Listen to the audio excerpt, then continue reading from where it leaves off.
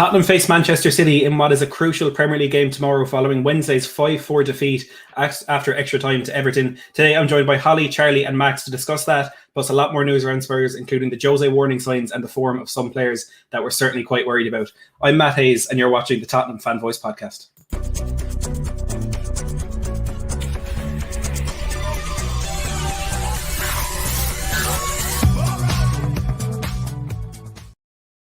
Hello and welcome back to Matt Hayes' Tottenham blog and to this week's episode of the Tottenham Fan Voice Podcast. I'm delighted to say I'm joined by Hollie, Charlie and Max to discuss all things Spurs ahead of what is a crucial tie. But first of all, let's welcome our guests. Hollie, it's your first time on the channel. How are you getting on?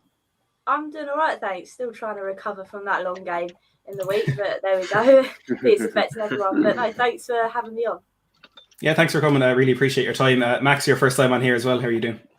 Yeah, I'm not too bad, mate. Pretty much what Hollie said. Just trying to soak up that we conceded 5 goals, but we move.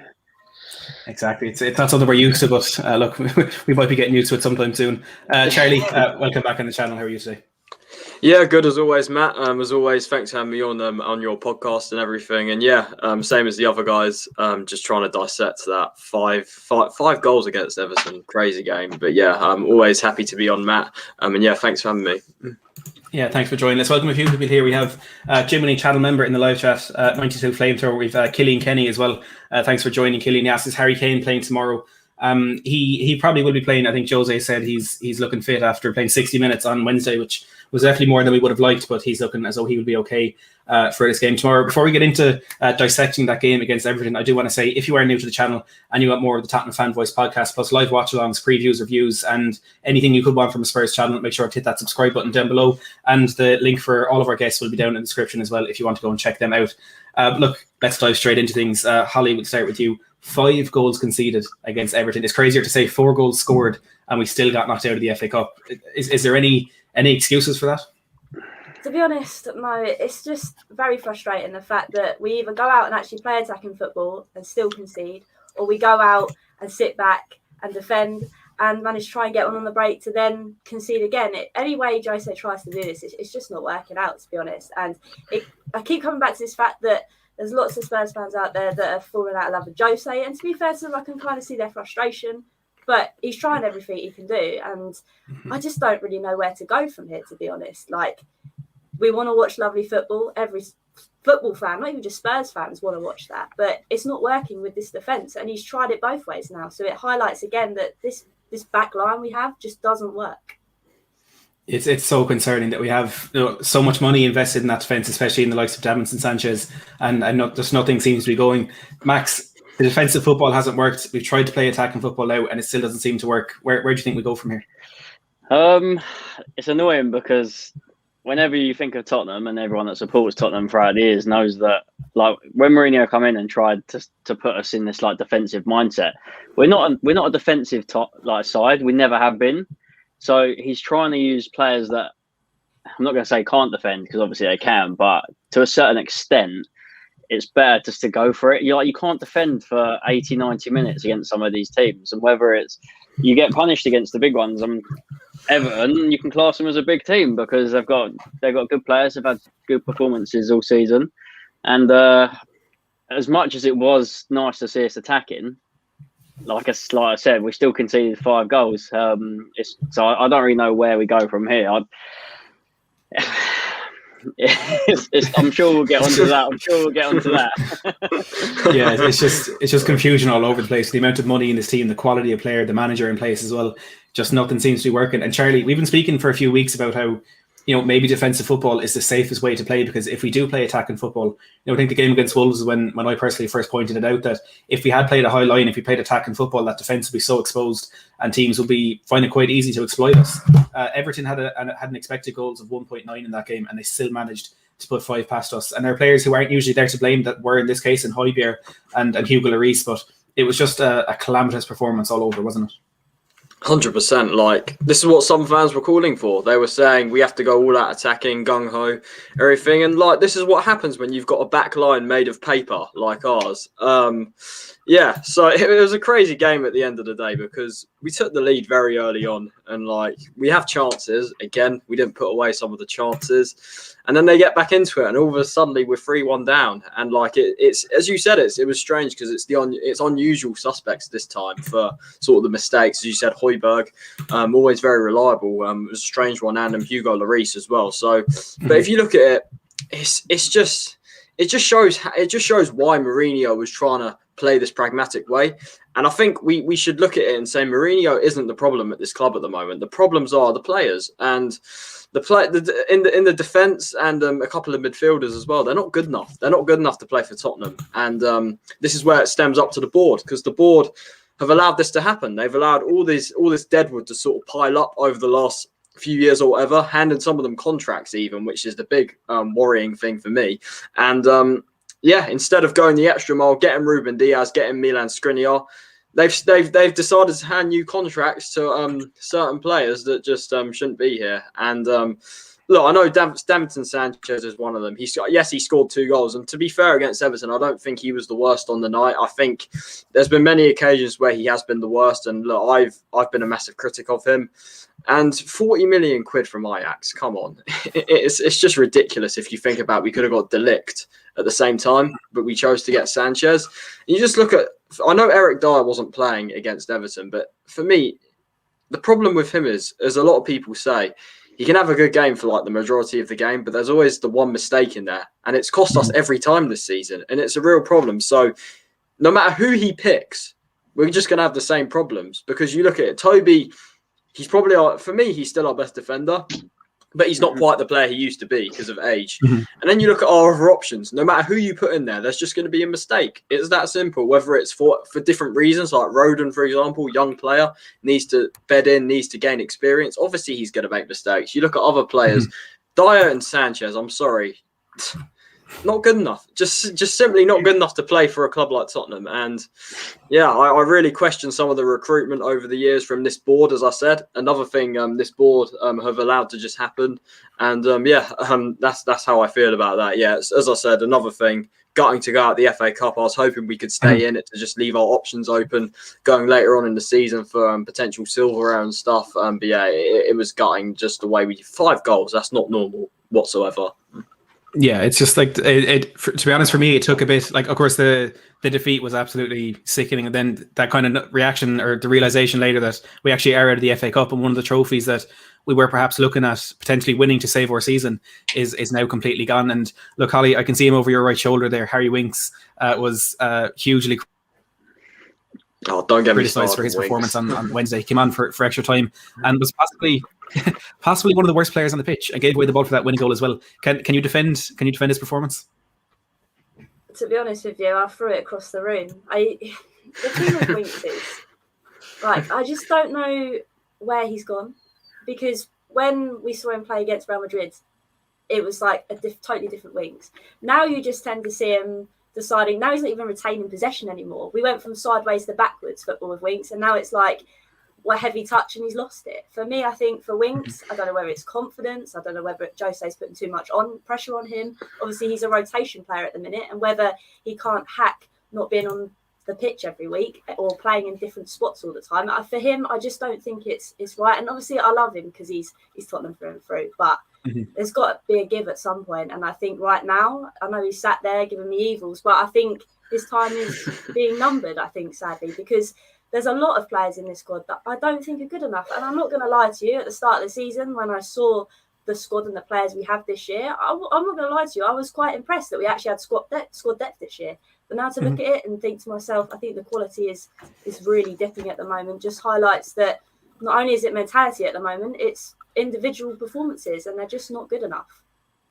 Absolutely. I was going to say, I apologize if my connection is all over the place. I don't know what's going on here at the moment, but yeah, I fully agree in that. You know, someone said in the chats there, come on lads, don't be harsh on Winks. He's Mr. Passion, and that is something we saw from the team on Wednesday that we haven't really seen in recent weeks. You know, I've been saying, and as a Spurs fan, it's a gutting thing to have to say, but at least we lost in the right way, if that makes sense. It wasn't like against Brighton and Chelsea when the players completely down tools.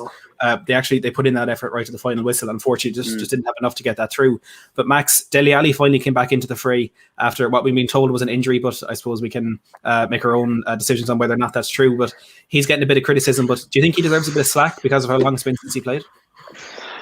It's obviously hard to go like 5 or 6 games. I don't actually know how many games it was off the top of my head without him actually even featuring at all. But it's like Bale's a good example for that as well. Like, how many games do you justify leaving a player out of the squad until you can expect the best from him? It's obviously a big game. It was FA Cup day. Dele's obviously got a good reputation. He scored there before that goal that obviously everyone remembers from, was it Alderweireld with the ball over the top? And then Dele chested 15-16. Oh, that's actually probably one of my favourite goals that he's actually scored for us, just the way he took it. It was just, we've seen him do that against Chelsea before, but I think everyone wants to see him back. They know what he's capable of, but now he's been left out for so long. He's going to get criticised if he has a bad game because everyone expects him to do it straight away. And when you're playing bad and not winning games, it's so easy for players to be singled out, just like the Winks performance. Let's face it, as much as the criticism Winks gets, that could have been anyone who gave the ball away and we'd be sitting here slating him because we ended up losing the game from that fault. Like, that's the way it is. I'd love to see Dele back, and I do hope he gets a run of performances, but I'd like to see, if you don't mind me saying, I'd like to see Gio back before Dele, actually. I think we're missing him incredibly, and we scored 4 goals. Like, you could say we look all right on the counter and we looked all right going forward, but he just adds that little bit of, like, he oozes that bit of class for me. Whereas Dele, there was one moment, that light's gone off, doesn't matter. There was one moment where Dele, the ball came to him in the midfield and we could have had a good counter attack. I don't know if you remember it, but he slowed down and waited for the ball to come to him and took the foul. And that gives Everton a chance for everyone to get back. And it's like, if that's, I don't know, even like Kane, someone that's slow, like he'd be picking the ball up and driving with it. Like, you need to be going. Like, you haven't been in the side very long. You've been left out.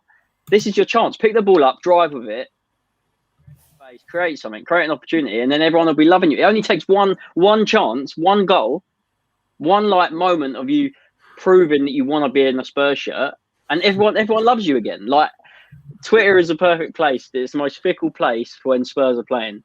Absolutely. When we lose, 100%. All you see is everyone hating, hate. When we win, it's like, oh, we didn't play well. Find some more negatives anyway. Like, it's always the way. So that's my view. And I'd love to see Dele back, but he needs to want it. And that's all there is to it. Yeah, and I agree with you. Like, football fans are the most reactionary people in the world. It's purely what's happened today is all that matters, and that's the end of that. And I think a lot of fans do kind of need to see the bigger picture. And you touched on a point there about Gio Lo Celso, and I think with the absence of Harry Kane in the last couple of weeks, I think other players that have been missing kind of haven't really gotten, their absence hasn't gotten the attention that it deserved. I think missing Sergio Reguilon in the last couple of weeks has been absolutely huge. For the fact that it did coincide with Harry Kane going out injured as well. I think people have kind of brushed past that and said, oh, we're missing Kane. We're a one-man team. He's the end of it. Nothing's going to happen while he's gone. But Charlie, another player I want to speak about is Gareth Bale. Just what's happening here? I think it's weird. His signing has been a bit of meh, if you know what I mean. Like, when he came in, just like everyone else was, I was extremely excited to have of course, Bale come back to the club. It's a weird situation because, like, I knew he was going to take time when he came in. I knew he hadn't played football for about a year at Madrid. He was just sitting on the bench now. I knew he'd take time, but it's got to a point now where we're in February now, and we haven't seen enough. We really haven't seen enough. Like, most recently, he got that start against Brighton when he really had to step in for Kane and stuff, and he didn't deliver. He looked just flat. He looked, I don't know. It's weird. I don't know if in a way, he looked like he didn't want to be there in a way, and it's really worrying because he's on big wages. We're paying, even though we're only paying about 40%, that's still a lot of wages. And I am worried about the situation at the moment. It's looking extremely likely that we won't be taking him for a second year. But look, I've really wanted this to work out, this loan deal. But unfortunately, at the moment, I just can't see any sort of signs there, and not even like sort of suggestions that it's going to work out, even in the latter part of the season. And it really is worrying. And I'm worried that it's could just be one of them that doesn't work out. Yeah, it's. I think it's disappointing because I know, like a lot of us bringing Bale back, it was a decision we wanted in our hearts. I know a lot of us in our heads were slightly concerned that it mightn't go completely to plan, but that kind of hope that it would work out just seems to be very, very quickly fading. And, Fabrizio Romano said in his podcast in the last week or so that if things stay the same, Tottenham will not be triggering that option to extend the loan by a further year. But for me, the most concerning thing is that we're sat here every single week talking about the same players, which I think goes to show exactly where the problems do lie at this club. But look, we'll get on to the game tomorrow. As Noy here says, stopping City and gaining the 3 points, biggest gain this season so far. We'll come to a second go as well. Noy saying a must win for Mourinho, the most important game this season. Hollie, it's a terrifying proposition, isn't it? Going to the Etihad, there are 15 wins on the bounce.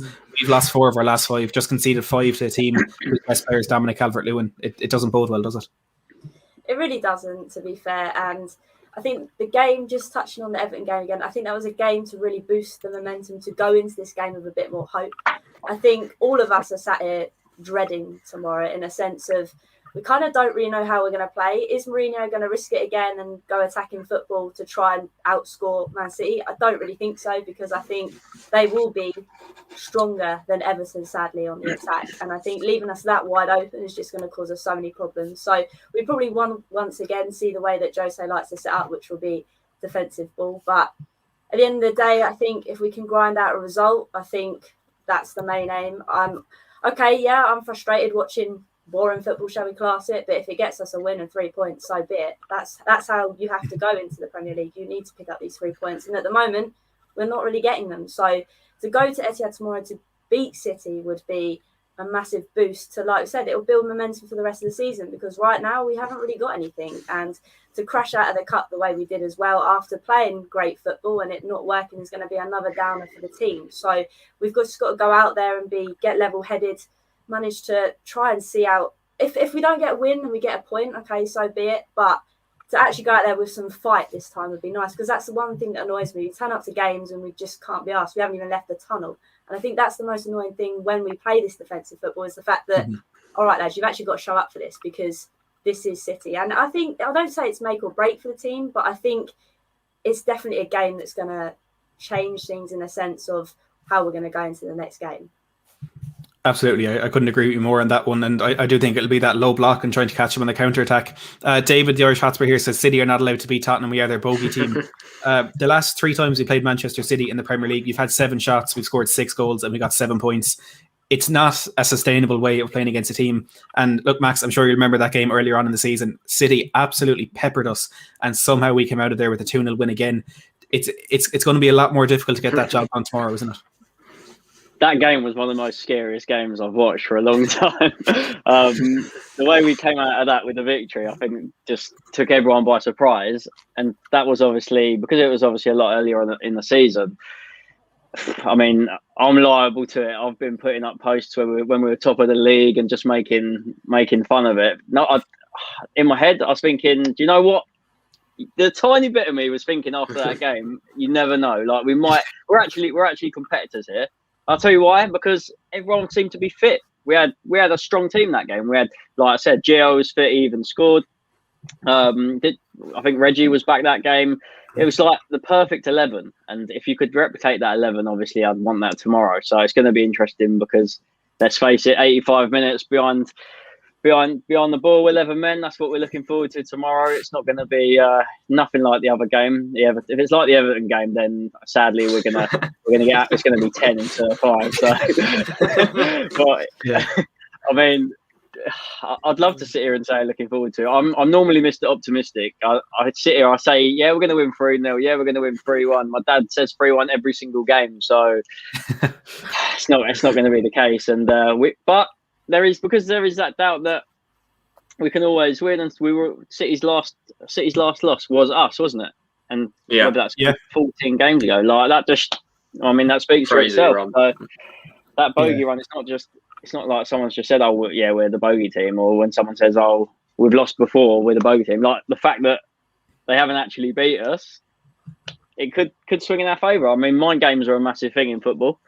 So it'll be interesting to see what happens. I would love to see I mean, Gio's not going to be back, and I know it sounds like I've got something for the lad, but it's just he's been out so long, and I feel like we need something fresh. And I do think someone's going to be back from injury. I'd love to see someone back because I haven't heard them talk about it too much, to be fair. I mean, Reggie's such a big one for me because he just that left wing's just completely different when he's in the side.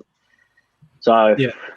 I don't know. We'll see what happens, I guess. But hopefully tomorrow night we'll be smiling. I mean, a draw. I'd snap your hand off for a draw. I'm not going to lie to you.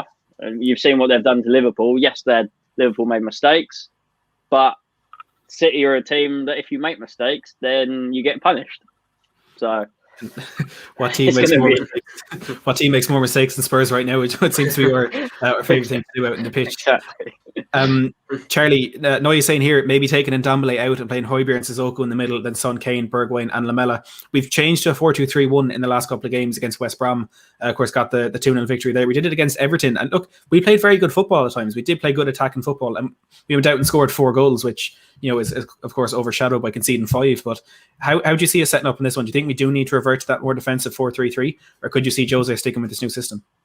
I think that it would be smart to revert to 4-3-3, although I can see the logic in him sticking with the 4-2-3-1 because of the pivot of Højbjerg and Ndombele. For me, that's the one we have to persist with. We have to keep going with it, trying to develop it, trying to get that understanding there.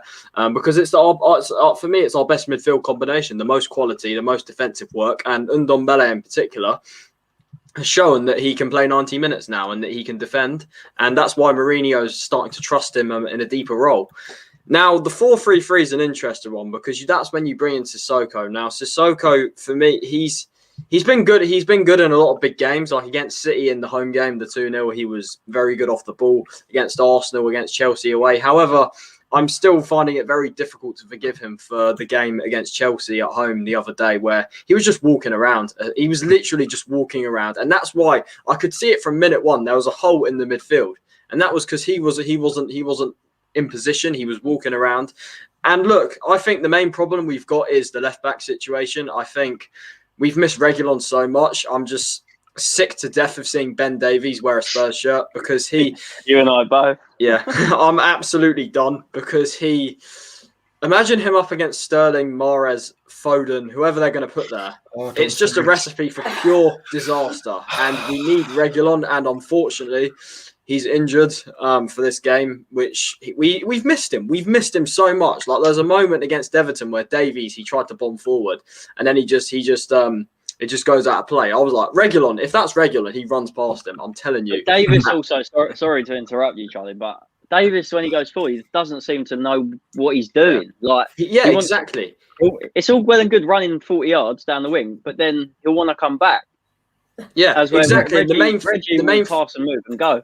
The main thing is when Davies goes forward is he runs out of steam because he's just not fast enough. He's the slowest fullback I've actually ever seen, genuinely. Fullbacks in the modern game have to be fast. And I really worry for that side because we know with Son, yes, we know how good Son is. We know he loves to score against City, but he's not the best coverer for his fullback. I think that's something not many people notice. He doesn't cover his fullback as well as he probably should. And without Reguilon there and with Davies there, I really worry. I really do. And you look at the defence, it's not just Davies alone. You look at the likes of just whoever, as I said earlier, whoever he puts there, there's going to be mistakes.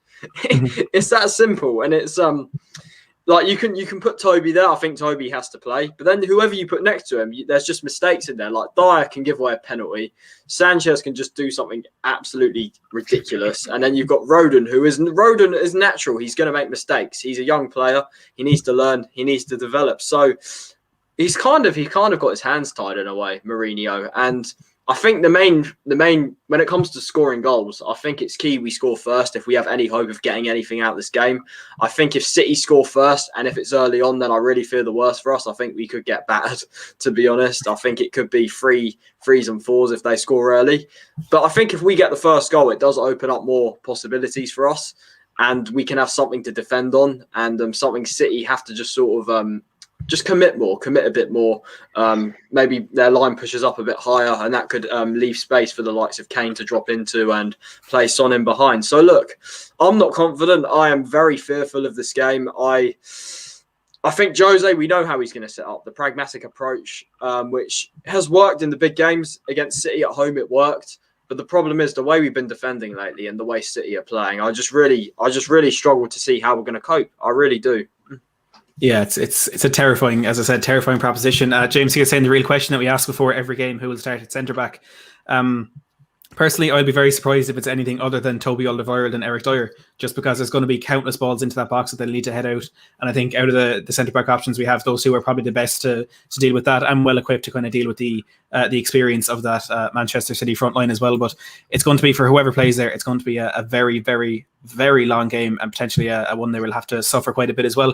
Now, before we go any further, I caught up with Stephen McInerney from Esteemed Kompany earlier today to discuss this game. And I do want to say, before we start this, Ruben Diaz was a doubt for this game, so we spoke a bit about that, but he has since passed fit, which is, of course, a big blow for Spurs. And actually, a super chat here coming in by Brad Matthews saying, Saturday is lockdown beer night.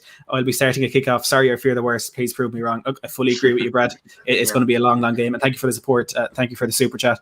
But we're going to take a short break, the few of us here. But while we're gone, I did catch up with Stephen a little earlier today, and here's what he had to say. Even from Esteemed Kompany, we're still here. Get a quick hold on a second. I didn't know that was going to happen. Let's remove us, then we play that video in a second. Well, Stephen, thank you so much for giving up your time this morning. My pleasure, mate. It's looking like it could be a fairly handy 3 points for Man City, and that's coming from a Spurs point of view. But first of all, Ruben Diaz, Fernandinho, and Rodri are all potential doubts for this game. How much do you think City could miss those players? Rodri's fine, by the way. He's training already, so that's all right. Yeah. Diaz apparently has got a stomach bug, so we don't really know if he's going to be okay or not. Obviously, he's absolutely huge for Manchester City. He's been transformative in the way that maybe Van Dijk was for Liverpool's defence. He's been genuinely, absolutely, astonishingly good. So he would be a massive miss. I mean, it's not bad that we got Laporte stepping against a guy that we all thought would be the first choice alongside Diaz in that circumstance. And Stones has found a new lease of life at the moment. So it'd be massive losing Diaz, and I genuinely be upset. But, you know, Laporte's not the worst backup in the world. I will take that. But I've got a feeling he might be all right. With Fernandinho, I'm not too bothered because I think Rodri's going to be all right there. So that's not too bad. But, can't deny that Diaz's loss would be a big impact. But fingers crossed he's all right. Yeah, and of course, there's the guaranteed absentees as well, in the likes of Kevin De Bruyne and Sergio Aguero. But I think he proved last Sunday especially that perhaps those aren't the biggest misses. You have some incredible players who can step in there, and Phil Foden is a player who I think every Premier League fan right now would say is an absolute pleasure to watch. As a Man City fan, I know you're someone who has watched his rise through the ranks quite closely. How much of a joy is it to watch someone with that talent coming through in your team? It's not just because as well, you get excited watching your own come through, and you guys know that, of course, is with Harry Kane and so on. But it's when you watch him come through and you think this guy's could genuinely be one of the best players in the world, and that's not even an exaggeration. Like, I felt that way watching him since he was about 15, 16, where he was clearly special in a team back then that had Sancho in it, and he was clearly special in the team that you used to also had Brahim Diaz, who went to Madrid and now is on loan at AC Milan. Obviously not reached the same level, but it was clearly a very good youth team, and he looked outstanding then as well. And City have had everything over the past 10, 15 years, you know, and I've seen a lot in my lifetime. I'm 35, so I've seen City have academy players come through like Sean Wright-Phillips and all that kind of stuff, and Micah Richards and so on. But during this kind of successful spell as City have been transformed and all that kind of stuff, the one thing we haven't had is one of our own, so to speak, someone to actually be there. I mean, we obviously had Micah, who was involved with that initially, but in the very recent history, we haven't had anyone properly break through and come and be very, very useful. And Phil Foden ticks that box for us finally, and it's the fact that he plays football with such joy. You know, obviously you can tell he's obsessed with football. That's all he thinks about, and his technique is absolutely marvelous. A genuinely special talent who could reach the upper echelons of the game very, very easily. And the best thing about it, is that I don't think we've really scratched the surface. I mean, I think I said at the start of the season, he's a 20 goals a season player. I got laughed at by some people for that, but I stand by it. He's going to be the kind of person who gets you 10 plus assists every season and scores 20 goals a season. And he's only 20 years old. His potential is ridiculous. Absolutely. I don't know if you saw something he did with Sky Sports or Kevin De Bruyne in the last week or so. And like they were asked, who do you prefer, goals or assists more? And De Bruyne put up that card for assists, and Foden says it's all about goals for him. He wants to get his name in the score sheet, and that's certainly something he's added his game this season. I've said it for a while personally. My favourite non-Spurs player in the Premier League right now is Phil Foden, because he's just so technically gifted, and to have so many appearances for City under his belt at such a young age, there really is no telling just how far he could go in the game. And look, it's a pleasure to see a young player that could be like that, but perhaps in this game on Saturday, if he has a quiet one, I won't be too concerned. But Stephen, the last time we spoke was that Premier League debate that we did. I said Spurs could be in a title race, and you thought Liverpool were going to run away with the league again. How different are things right now, and how confident are you that City will be lifting that trophy? At that point, I did still feel that the league would revert back to usual, if that makes sense. I didn't know where City would be. And I'll be honest, City were in a bad spell at that time. I did feel roughly that when City got some of their injured players back or found a bit of form, you would have an upturn in form. I don't think there's a single City fan, and they'd be lying if they said so. But I don't think there's a single City fan who thought we'd go on a 14-game winning streak across all competitions, because that genuinely felt unrealistic. I mean, I knew we'd get better. Genuinely knew we'd get better, because we were obviously going to get better. There were some people going, "Oh, City going to finish mid-table," and all that. No, we were always going to be in the top four and probably push towards a title at some point. But the turnaround City have had is astonishing, if I'm being honest. Like, it's genuinely surprised me, but it's surprising but not surprising. We've got Guardiola and we've got world-class players, and we've got a team more than capable of doing it. I do think it's very impressive. I know we've obviously got a lot of money and all that stuff, but during the pandemic and during this era and during this really condensed run of fixtures that we've got at the moment, I think it's very impressive to do what City have done, and it's impressive for any team, regardless of how good their biggest squad is. And as for Spurs, unfortunately, man, it's Mourinho, it's Jose. That's what happens. I mean, you've got a good side, but eventually, to me, on the outside looking in, I'm not saying you won't turn it around, and I wouldn't even be surprised if you took points from us this weekend, because that's what Jose can do. But at the same time, on the broader, bigger picture, personally, I've always felt that joie de vivre, that love for football and love for life, is kind of gone from Jose a little bit. And I might be wrong. I could prove you wrong, because he certainly knows a goddamn more about football than I do, which is not controversial. But for me, it's not a surprise that Spurs, after an initial flurry, are kind of back looking like a typical recent Jose team, which is a little bit tired, a little bit lacking ideas, maybe. I don't know where you go. I mean, I think I've just looked at the table. I think you're 8th now, aren't you, or something like that? Yeah. I mean, it's a hell of a swing. So I think you're 14 points off of us now. And you really should be going for the top 4 this season. And that seems unreasonable now, which is a bit of a shame given where you were. But who knows? Once again, City have proven against that teams can go on long winning runs, and I guess maybe a result for Spurs against someone like City could be that kickstart that you need or something. But it's going to be interesting to see how it pans out. Yeah, fingers crossed. It could be that, as you say, that kind of bounce that we do need to turn our form around. And I know you put up a tweet last week talking about how Jose is kind of turning sour again. I replied to it and said it was scathing, but that was just me trying to hide the fact that I agreed with 99% of what you said. I think I've deleted that now. I think I've bottled it. So I might have deleted it, because I thought we've got 2 Spurs games coming up that are quite big. So I think I just bottled it. But I still stand by it, though. I do believe it. My problem with Mourinho, by the way, is I feel like Mourinho, I don't think it's a problem. I'm just saying I haven't got a problem with Mourinho at all whatsoever. My theory about Mourinho, and it's not about football, it's all about human psychology is the most important aspect of football. I genuinely believe that to be true, because most footballers are very similarly skilled. It's just then after that, it's confidence and coaching. My problem with Mourinho is hand on heart, what made Mourinho so special, and I've always felt this veneer of confidence, this belief that he was better than everyone else, and everyone bought into it. You remember all the press conferences, we all remember it. He was dead charismatic. He talked about how special he was, and the players were in awe of him. He was young and handsome and dashing and all that kind of stuff. And I saw a photo of him actually from 10, 15 years ago. I was like, God, he really was a good-looking bastard. He was dead cool, and he was dead confident. And to be honest, if someone comes along and tells you the Messiah and you win and everything, you're like, wow, this guy really is. And then eventually he went full, Monty Python. He's not the Messiah. He's just a very naughty boy kind of thing. And unfortunately for him, as soon as he had that implosion at Chelsea, and he was getting a little bit that towards his last spell at Real Madrid as well, but as soon as he had that implosion, that he was built around being perfect and invincible. And once that's gone, and the players see, actually, you're just as flawed as the rest of us. I do believe that they struggled then to buy into that, it's all or nothing kind of vibe. I genuinely believe that players now just look at him and go, well, he's just another manager. You're not bigger than us. You are very good, clearly, but you're not bigger than us. And previously he was. And ever since that has changed, he looks angrier and he looks bitter, because what he used to do is throw anyone on the bus who doesn't agree with him, or kick out of the medium. Now people don't laugh as much. Just go, all right, Jose. And they kind of they look at him now in the way that you would look at your slightly old bitter neighbour, right? In a way, he's gone, all right, mate. And that once you've lost that dressing room, and that's honestly believe that's his problem now, is that people don't believe him in the same way. And if you don't believe in someone, you basically haven't got the dressing room anymore. And I felt like since that's happened, he's a good manager, clearly, but I feel like he needs to take a long step away from the game to really find himself. Because he's very angry at the world, very angry at the world. He's a very miserable man, and I don't think it really helps. I don't think the players fully buy into it as a result. I could be wrong, but that's what I felt. He was built on invincibility, and as soon as that was stripped away, he's not the same person anymore. Yeah, that's a really interesting take, and I think we're seeing that. Like fans always say under Jose, look, it's the case with every manager, but I think it's kind of more amplified under Jose. Whatever type of football you're doing, it's fantastic when you're winning, but when you're losing, things are going to go wrong. And when it is as negative and as boring as Jose's is, I think, as I said, that is a lot more amplified than ever. But look, Spurs 4 defeats in our last 5, just conceded 5 to Everton on Wednesday night.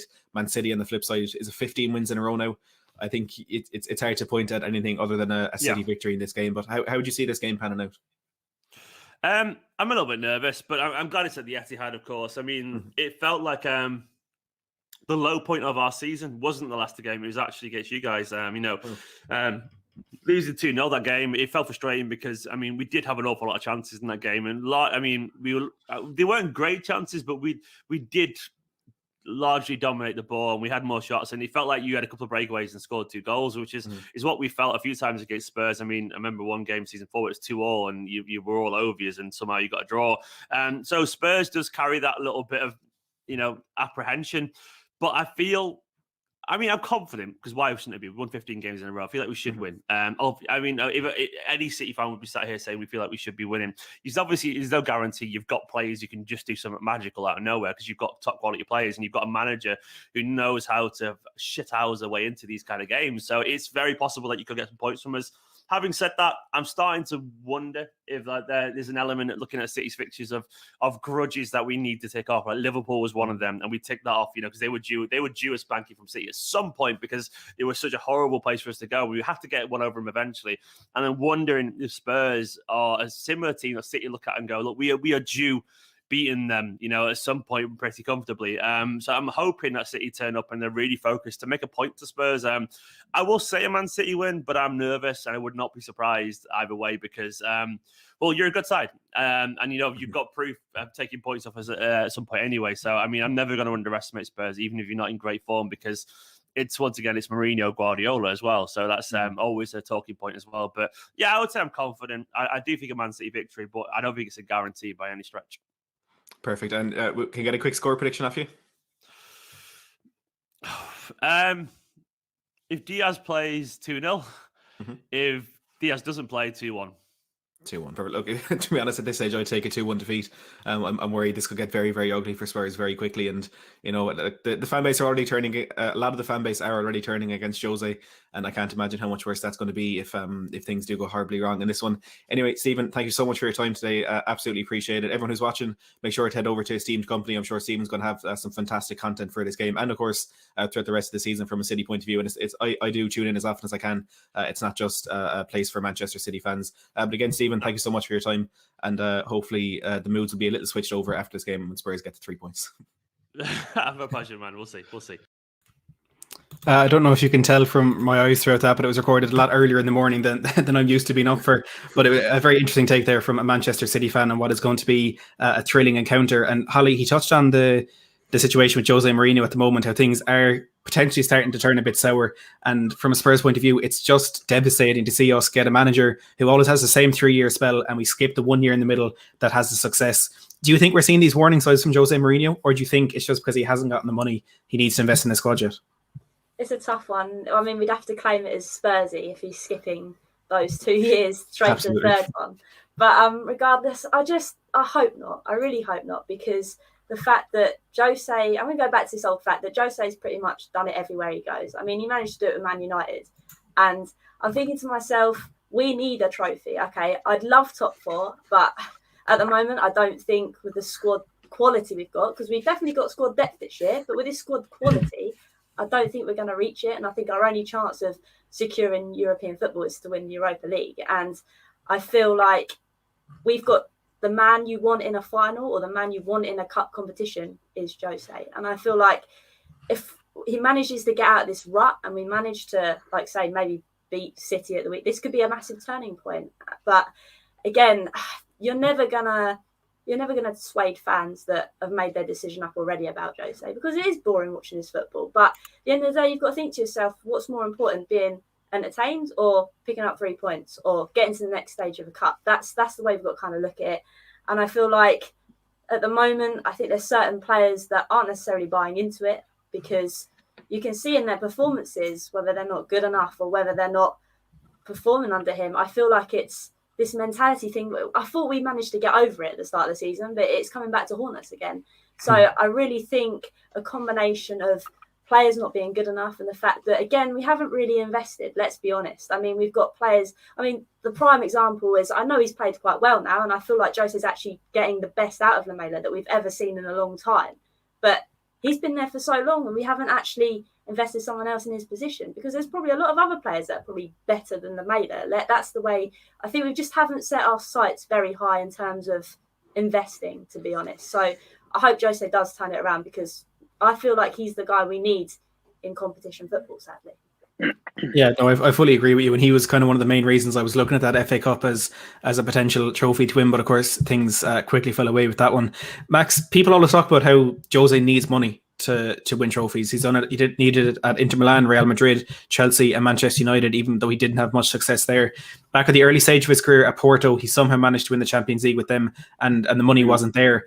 But how do you think the way things have changed since then? Is there the scope for Jose to maybe achieve a similar miracle, or do you think now it's either invest money or fail? I think the way it's been recently, obviously, football, since he won his things over at Porto, football's come a long way, and money's just, well, speaks for itself now. Some players that are just known as average players can go for like 40, 50 million, and it's just ridiculous. I mean, just touching base on what Hollie was saying, that like this game against City to win the trophy, it is Mourinho. It's Mourinho all over. This game, this league game, could be a massive factor. What the actual game is going to be like in the cup final, if we go and get slapped, or if we're actually going to create chances. And this is me being optimistic again, but because it's City, because we've managed to get a result before, I just don't see why we can't do it again. But that's just me. But on the whole Mourinho, and we know he's been there, done that, and he's won everything. And I think that's why you need to stick with him, because there's no other manager out there. We've loved Pochettino, but he was there a few years, didn't win anything. We end up playing some boring football. Who knows? He hasn't been here very long. Do you know what I mean? It's just everyone wants everything now. It's like, just going off topic a little bit, when Lloris was getting a bit of hate that I saw earlier. Whoever you bring in isn't going to be better than that player. You need to give them time. There's no one out there right now that I would replace Mourinho with. There's no one out there I would replace Lloris with. It's all time, and unfortunately, fans do want everything straight away, and that's just the way football's come now. But in terms of Mourinho needing money, I'd say yes and no, because Mourinho, he's made, like Reguilón was his signing, and everyone loves him. If we could see a whole back four of Mourinho signings, I'm all for that. I'm all for that, because going forward, I don't think we need to change that. In the midfield, I'm happy with who we've got. If Højbjerg was his signing as well, then he talks for himself, speaks for himself. Just look at him. And then there's players that obviously have fallen out of the equation, like Dele and Winks. End on Bele last season, and then now look at him. He's playing 90 minutes, like Charlie said, and he's arguably sometimes the most exciting player to watch. So we just don't know what's going on behind the scenes at Spurs, because Mourinho, he could be their best mate for all we know. It's just what you see in the media outlets, and they always make it sound really bad. I mean, bring on City, but come back to me tomorrow if we do end up conceding 4 or 5 goals. But that's just me. I like to try and be positive about these games. And when you look at our lineup, that's the problem. You look at the lineup on paper, and you think, how are we conceding that many goals? How are we not putting teams to bed? How are we not killing teams off? I mean, you could count on your hand a number of games this season where we should have easily taken 3 points from a winning position as well. I mean, obviously, the ones that come to my mind instantly is obviously the Wolves, Palace, and who else we done it to. I mean, there's probably someone else out Every there. other team. Every team. I think we're probably close to being top of that imaginary table of where you've dropped points from a winning position. So, Mourinho, how long do we give him? We've just got to give him time. You've got to, as much as it's not great at the moment. It wasn't great for Man United. It wasn't great for Ollie at the start, was it? I mean, now look at them. They're you could argue they're flying because they're scoring goals. They're winning games, and there's no reason why we can't do the same thing. Absolutely, and I made that point on Twitter yesterday about the other managers. You know, Spurs fans are calling for Jose to be sacked, and I agree with Hollie. I do understand their frustrations, but we don't want to become that team who sacks the managers that don't have instant success. You know, in recent years, Chelsea have done that, Arsenal have done that, United have done that. Up until maybe you can say United in second place right now, it hasn't worked for any of them. Then you look at Liverpool; they struggled in their first year under Klopp. Now, of course, they did get into that top four eventually, but even Manchester City, them finishing fourth in their first season with Pep Guardiola was seen as a huge failure. But I know maybe him and Jose are probably a different class, but they still gave him the opportunity, and of course that was turned around. And look at where they are now. I just want to say, Steve here saying we have 114 people in the chat and only 34 likes. Come on, guys, show your support. Smash that like button and smash that subscribe button as well if you are new. Charlie, speaking on investment, we got an update from the Daily Telegraph earlier today. Said Tottenham have appointed Todd Kline as a chief commercial officer at the club. Now, Kline is known for in the past securing a naming rights deal for the Miami Dolphins on their new stadium, which is worth about $180 million to them. There's a lot more money in football. There's a lot more negotiating power at Tottenham Hotspur, and there's a much better stadium in place in North London. Do you think if we do secure a naming rights deal for the stadium that it could fund Jose Mourinho's transfers for years to come? You'd hope so, because the thing is, before I get onto the new board member that's coming in, I'll just make my point on Mourinho as well, because it's something I feel quite strongly about. And the thing is, people, for the fans saying Jose out, right, they're not looking at the bigger picture, right? The bigger picture is that, and in terms of if Jose needs investment and stuff, right, what manager wouldn't need investment in this squad? No matter what manager you have right now, you're going to need investment for this squad, right? Because we have too many players which are just passengers and need to go, right? So the biggest problem is the board. You can bring in any manager. How many managers have we had under ENIC, right? Loads, so many. We've had all different types of managers. We've tried the club legend approach with Hoddle and those guys. We've tried the more experienced manager, which we're doing now with Mourinho, and we've tried sort of a long-term manager like with Poch and everything. So the problem still remains the same. And I think, yes, Mourinho does need the investment. It's as simple as that. And any manager needs the investment. Whatever manager is at this club right now needs investment. And it's not just bringing players in. I think we need to ship out a load of players as well. And coming on to the new board member that's come in for the naming rights and stuff, it's an interesting one there, because we've been talking about naming rights probably even before the stadium's opened. And obviously we haven't got them yet. So if we can get a good deal on this one, as apparently I was reading that Levy's looking for around 25 million a season. If we can get a good deal on it, yes, it would definitely bring in extra money into the club, and hopefully add to our transfer budget and stuff. Because we're gonna need every bit of money we're gonna get at the moment, because obviously we're having difficulties with the COVID and everything. And I know Joe Lewis should be doing a lot more, because the guy's worth $4 billion, and he's not putting any money into the club. But we know he's not. We know that he's not going to. And I think with these if we do end up getting this naming rights deal, it could really help us. And look, you'd hope to think that it would go towards the transfers and stuff, because we need it. And Jose isn't the problem. Yes, he has his faults. Yes, he could have done things better with substitutions and some of the lineups and stuff. But the bigger problem remains. And I really worry, is it ever going to change with this board in charge? Because every manager it's happened, right? You get to a certain stage where the manager comes in, they do well, and then all they need is a bit of investment to just try and take us on to the top level of European football. And they don't do that, this board. They only care about their profits, their pockets, right? They don't care about trophies. It's that simple. This board couldn't probably, like, for example, Joe Lewis probably doesn't even know the result on Wednesday, for example. That's just one of the many factors that's wrong with this board. And giving contracts to players like Davies and Winks on the same day just says everything you need to know for me. And look, Jose needs investment. Any manager in the club would need investment, and hopefully this naming rights deal can hopefully add to that. Yeah, Charlie, I must say I love getting you rolled up about the board. It's always an interesting listen when you get going on that. We've Will here coming in with a $5 super chat saying we have the fixture list to get to top 4. We need to back Jose because we don't have the players to play the Spurs way right now. And that's exactly it. You know, you go back to that the famous quote from, I think it was Danny Blanchflower, said, you know, at Spurs you want to go out and attack the opposition. You don't want to, quote, wait for them to die of boredom. But perhaps the players just right there aren't there for us to do that now. As tough as that may be to accept, you know, I do think we have to trust Jose Mourinho, one of the most successful managers, active managers in world football at the moment. Probably knows a bit better how to win games over us because, look, at the end of the day, he's done it the whole time. Connor coming in here with Matt, your trim is dead. This isn't a trim. I haven't had a haircut in like 3 months. We're in lockdown, Connor. There's nothing I can do. There's nothing I can do. I actually saw that comment. I was waiting for him to say something about mine. We're locked in. All we're doing is obeying the rules. That's all we can do. I'm also glad that. Sorry, I'm also glad that question went to Charlie because he was talking straight facts about numbers, and I was just like, "Whoa, what's going on?" He was like, "Mate, your boy's worth $4 billion." I'm just like, "Yeah, decent." Yeah, that man's worth a lot of money. You think he'd invest more in the club? But then, sorry.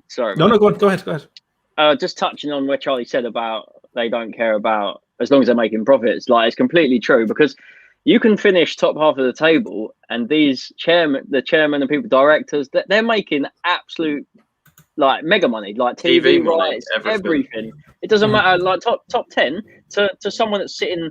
It's like if I owned like a baseball team and like I was a football fan. As long as I'm making money, I wouldn't care like what's going on with the club. Unfortunately, there's some obviously at Spurs that fall in that category, and it's obviously starting to, when it starts affecting you on the pitch, obviously that's when it starts to get noticed.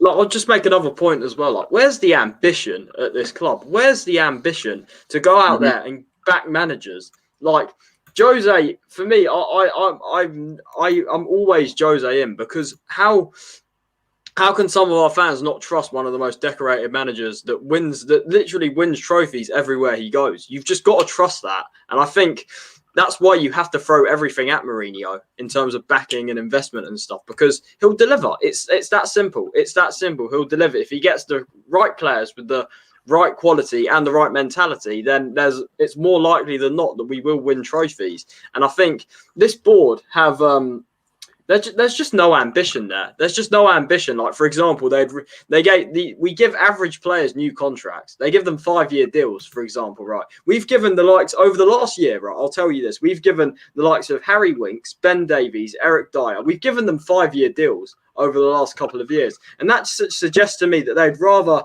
renew average player contracts and actually go out there and replace them with quality. Right, and they say, yeah, it's cheaper. That's literally why. It's that simple. They'll rather do the cheaper thing by handing them new contracts. Like Lamella's another one. Been there 8 years. We haven't been able to sell certain players as well because the thing is as well, it's the complete refusal to take a loss on any player when they know for a fact, like they're not stupid. They'll know for a fact that certain players have lost value over a number of years. So you look at it like Davinson Sanchez. We bought him for 40 million quid. Hasn't worked out. His value's probably halved about now. Do you think they're going to accept the loss? Probably not, because that's how they seem to operate. And that's why we've been stuck with players for a large number of years, because I refuse to believe there's no interest whatsoever. I refuse to believe that. You'd think there's interest from somewhere, right? But Levy and this board just seem to be pricing them out, because they just refuse to take a loss. When if you look at the bigger picture and the long-term stability, you sometimes have to take a loss to move forward as a club. Like short-term loss, long-term gain. And this board don't see that, and they'd rather just sit there making their profits and just letting the club just sink. And I really worry if we're going to be able to ever compete under this ownership. Yeah, it's a huge concern, and doesn't look like they'll be leaving anytime soon. But let's hope they can put that investment into the squad in the near future. Wayne here says, Charlie, the board won't take a loss on players, and they'd be admitted they got it wrong. Exactly. Unfortunately, it's the case. Exactly. But look, we're going to take some quick score predictions from you guys ahead of this game against Manchester City. We start with you, Hollie. Oh, I'd love to be optimistic because we've done it already. And I feel like this is a bit like the West Brom game. I know it's totally different opposition. Don't get me wrong. I'm not comparing City to West Brom. But the fact that we had to get a win against West Brom, I feel like it's the same kind of vibe in a sense that this is a game we need to think positively about. We need to get a positive result again. So I'd have to go with a draw, maybe 2-2. I think that's as positive as I can be. That's a damning indictment to where we are right now, and I fully agree with you. Max, what's your score prediction? Oh God.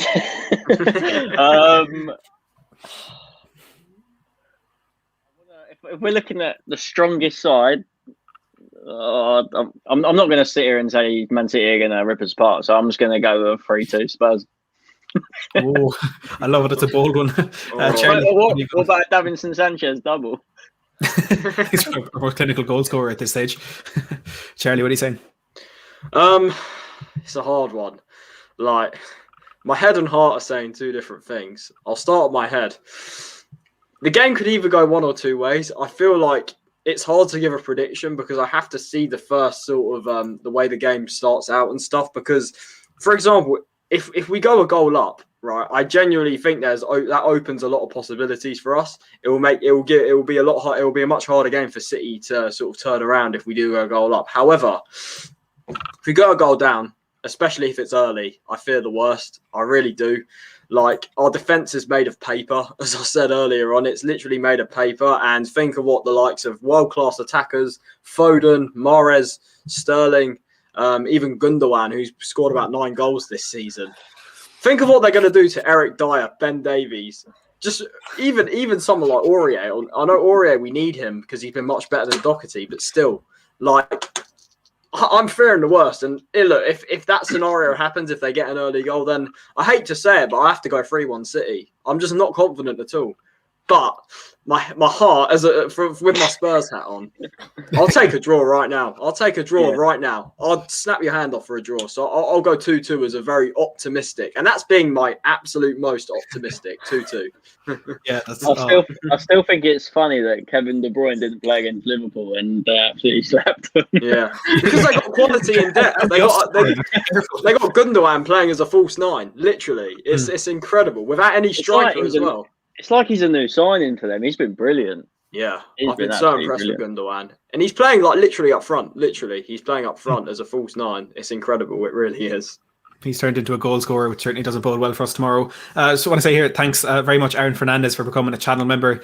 Hugely appreciate that. Make sure you head over to the community feed to see all the perks that are available there. And anyone else, if you do want to become a channel member, hit that join button down below and everything will be explained for you there. In terms of my score prediction, I never predicted a Spurs defeat before the game against Chelsea last Thursday, and I predicted a defeat in that one. And I'm going to sit here and I'm going to be honest. We're in big trouble tomorrow. Yes. Big trouble. My head is saying this could be a 3-0 to Manchester City. Now, my heart is saying, but we've done it before. We've grabbed a result off them. So my heart is saying there is the potential for a 2-1 for Spurs, but that's a one chance in a million. I do think City are going to comfortably beat us tomorrow, which is painful to say, but at the end of the day, we have to be as honest as we possibly can be. Look, guys, we're going to leave it there. But before we do go, I want to get each of you to tell us where we can find you on YouTube and why we should go over and check you out, I suppose. Hollie, do you want to start? Yeah, you can literally just find my name. I mean, I thought I'd keep it simple, but then I realised my surname isn't that simple. But regardless, yeah, you can just go over there. I'm actually doing my first ever live tomorrow, which is going to be a bit crazy. Need to get a bit to grips with StreamYard, but nevertheless, you can literally just go over at Hollie Agombar and find me there. But thanks again for inviting me on. I've really enjoyed it. Thanks much for your time, Hollie. Hugely appreciate it. Now, Max, I'm sure you don't need to come on my measly channel and tell us what you're about, but you're closing in on 60k. Do you want to tell us why we should go over? If you want to see me and my dad react to Spurs crying tomorrow night, then just search for xDuoMax on YouTube. But no, yeah, Matt, much appreciated having me on, mate. I appreciate it. Yeah, it was a pleasure having you here, Max. I do mean that. Charlie, do you want to let us know where we can find you? Yeah, so obviously just my name here, CharlieTHFC, on YouTube. Yeah, it's literally a Spurs channel similar to what Matt does, Spurs content, saying it how it is, speaking the voice of facts. Especially David, I have him a lot on there, so you'll probably, it's definitely worth checking out. If you want to see heated debates between me and some very good guests, David, Marcelo, Josh as well, we have on there. So there's a lot of heated debates on there, so I really recommend it. And yeah, Matt, as always, thank you for having me on your channel. It's always a really good time being on your podcast and stuff. So yeah, thank you. Yeah, thank you, Charlie. As always, I do appreciate your time. From my side of things, I'm sure the majority of people in the chat know what we're about. But if you want more of this Tottenham Fan Voice podcast, we're going to have a live watch along for the game against Manchester City tomorrow. And of course, watch alongs for as many games as we can do. Live previews, reviews, transfer talk videos, breaking news videos, any sort of Spurs content you could want. Make sure to go down and smash that subscribe button down below. For myself, Hollie, Max, and Charlie, thank you so much to everyone who has joined us over the last hour or so. It's been an absolute pleasure talking to the three of you, and I hope everybody watching has enjoyed it as well. Let's hope Spurs can get the 3 points tomorrow, but I'm sure not much of us are holding out hope. But at the end of the day, we wouldn't be Spurs fans. Thanks everyone for watching.